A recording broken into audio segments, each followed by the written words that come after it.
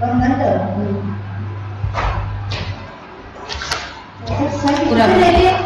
the time of his death in 1529th century, right?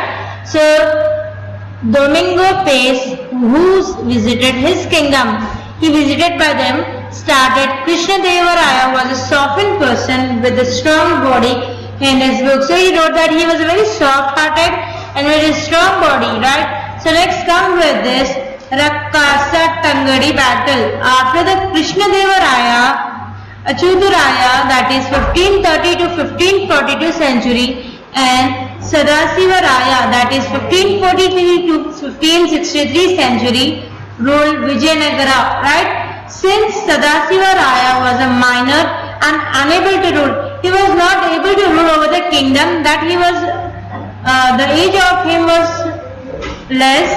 So the Ramaraya of Arividu dynasty, son-in-law of Krishnadeva Raya, took the whole responsibility of the administration. So his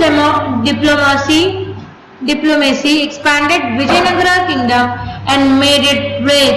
So he was little in the minor, so he can't rule over this dynasty. So Vijayanagara kingdom and made it rich. The number of enemies also increases.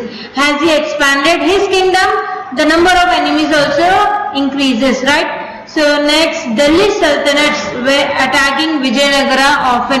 So the most dynasty was attacking by this was Delhi Sultanates. To avenge the Ramaraya capture Vijaypura and Golconda, and this caused the war. Because they captured the Vijaypura and Golconda, right? And this causes the war between them, that is Vijayanagara Empire and the Delhi Sultanates.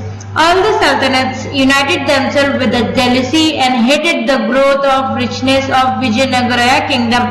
So all the members from the Delhi Sultanates were very tolerant and very, that is thinking cruel about the Vijayanagara, that they are very rich. They are very rich enough in that they have very strong power. They have many soldiers, they have many powerful diplomacy, they have many good administration, they have many things that it does not came with them. So they become the feeling of jealousy, right?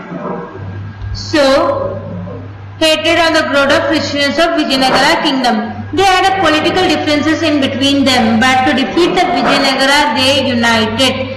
So all the sultanates of the Deccan were different enemies, but to defeat the Vijayanagara empire they united both of them, all the dynasties of sultanates of the Deccans.